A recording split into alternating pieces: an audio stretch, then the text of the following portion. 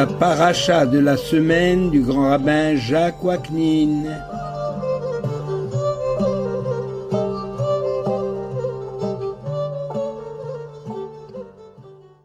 Chers amis, bonjour. La paracha Vezot HaBeracha, les intellectuels en Israël. La Torah commence par la lettre Bet, initiale du mot Beracha, bénédiction, et s'achève par les bénédictions prodiguées par Moïse avant de quitter ce monde. La Torah est une bénédiction pour ceux qui s'y conforment. Le Baal HaTurim fait d'ailleurs remarquer que l'expression Vezot HaBeracha désigne la Torah, véritable bénédiction pour le peuple d'Israël. Dans la dernière paracha du Chumash, du Pentateuque, Moïse ne fait que reprendre le cours des bénédictions là où Yaakov s'était arrêté. L'amour de l'Éternel pour son peuple s'exprime à travers les bénédictions des pères de la nation. Yaakov, père des tribus d'Israël, et Moïse, père de la jeune nation d'Israël.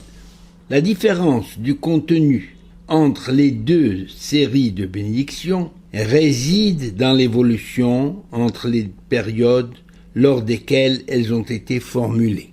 Yaakov s'adresse à ses enfants, à qui il donne des totems, les comparant à des animaux dont les aptitudes et les qualités s'appliquent à ses fils.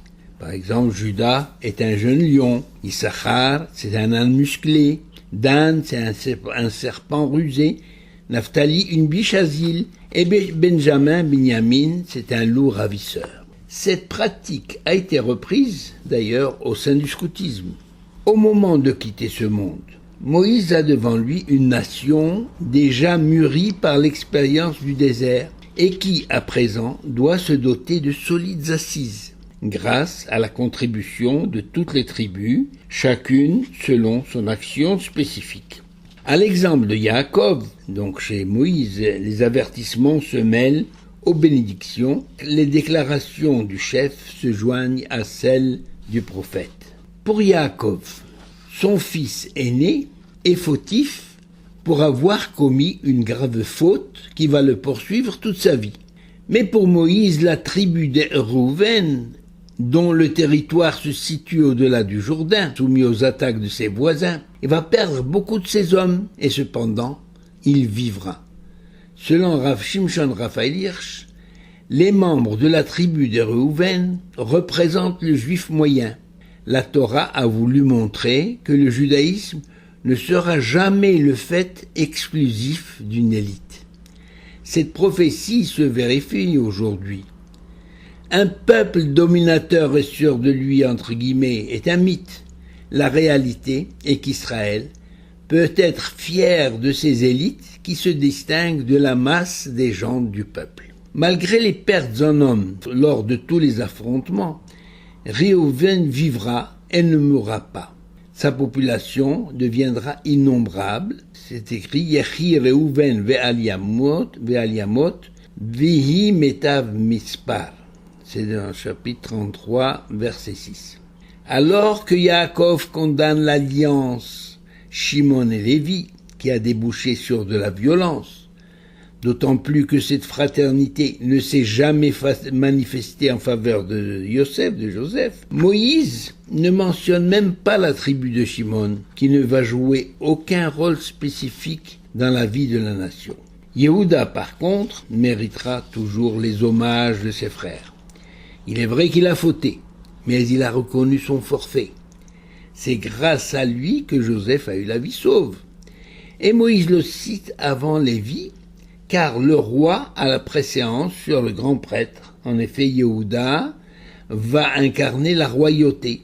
Il marche toujours en avant, dans les combats. Aussi Moïse le bénit pour qu'il triomphe. Cité juste avant Réhouven, Yehuda semble lui donner une leçon de vie, c'est-à-dire une leçon de vie à son frère Réhouven, en lui disant en quelque sorte, ce ne sont pas le jeûne et le cilice qui sont importants pour se faire pardonner une faute, comme le pensait Réhouven, occupé à se désoler de la vente de Joseph, mais Ce qui est important, c'est l'aveu de la faute et la volonté de la réparer.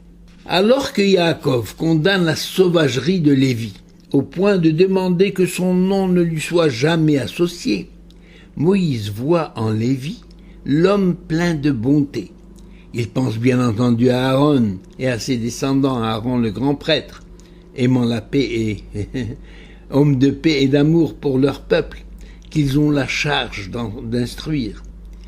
Véritables gardiens de l'alliance sans concession, ils ont prouvé leur fidélité à la parole de l'Éternel en se tenant à l'écart des honneurs en Égypte et en intervenant efficacement lors de la faute du veau d'or et dans l'affaire des filles de Moab. Aussi bien Yaakov que Moïse, tous deux, reconnaissent le zèle particulier qui anime Lévi et sa tribu, qui seront les élus pour le culte dans le temple. En pensant au temple, Moïse bénit Binyamin, alors que Yaakov l'avait cité en dernier après Yosef. Binyamin est appelé l'ami de Dieu, probablement parce que l'Éternel a choisi d'installer son sanctuaire dans son territoire.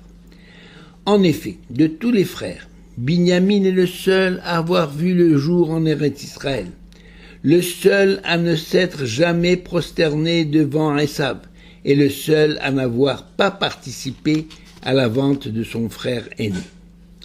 Des hommes célèbres à la tête du peuple juif sont des descendants de Binyamin, le juge Ehud, Shaoul, le premier roi d'Israël, Mordechai et Esther. La tribu de Binyamin, avec celle de Yehuda, sont les seuls d'ailleurs à être restés fidèles à l'Éternel au sein du royaume du Sud avec Jérusalem pour capitale. À Zebulun, Moïse dit, Smach Zebulun betzetecha veissachar be'olecha. Sois heureux Zebulun dans tes voyages et toi Issachar dans tes tentes.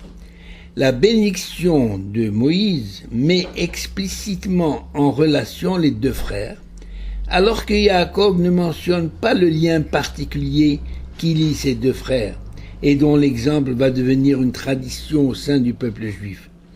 Si Zebulun est cité avant son frère Issachar, pourtant plus âgé, c'est pour nous révéler que la personne qui soutient l'étude de la Torah a davantage de mérite que celui qui l'étudie. C'est ainsi que sans le soutien financier de Zebulun, jamais Issachar n'aurait pu se consacrer exclusivement à la Torah.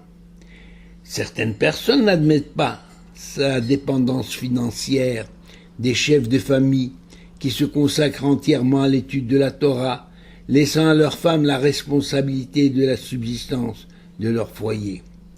Ces personnes préféreront l'interprétation de Rashi à propos de la bénédiction de Yaakov, qui est écrit dans la Genèse, chapitre 49, verset 15. Vayar menucha kitov. Et il a vu, il s'agit d'Issachar. Issachar a vu que le repos était bon. Rashi écrit, il a vu que son territoire est une terre bénie, bonne pour produire des fruits, de sorte qu'il n'a pas besoin de déployer de gros efforts pour la faire fructifier. Nous découvrons ainsi une toute autre réalité quant à l'association des deux frères. Cette version est d'ailleurs confirmée par le Chizkuni. En réalité, Issachar avait reçu en partage sous Josué une terre riche, facile à travailler. Le mot menucha, dans la phrase Vayar menucha kitov, Issachar a vu que le repos était bon. Le mot menucha a ici le sens de repos, c'est-à-dire de loisir, qui lui laissait beaucoup de temps à consacrer à la Torah. Mais d'autre part, le mot menucha a aussi le sens de tranquillité, tranquillité d'esprit. Issachar avait l'esprit tranquille, car Zebulun, le négociant au plan international, du fait d'habiter la côte et d'armer des bateaux, s'occupait d'écouler toute sa production. Issachar n'était donc pas un oisif. Agriculteur chevronné, il savait s'occuper de sa terre avec la plus grande efficacité dans le minimum de temps. En vérité, c'est un mauvais procès qui est fait à ces soldats de Dieu qui consacrent tout leur temps à l'étude de la Torah. Ainsi, si ces étudiants, entre guillemets, ces étudiants pères de famille, traités d'oisifs par certains, étaient assimilés par l'éducation nationale en Israël à des chercheurs du CNRS, c'est-à-dire la recherche scientifique, personne n'aurait pensé à émettre la moindre critique. Lorsque le gouvernement aura compris combien ces Issachar, entre guillemets, assure la pérennité et le haut niveau intellectuel du peuple juif, il aura le grand mérite, ce gouvernement aura le grand mérite d'être promu au rang de Zevulun. Beracha ve'hatzlacha.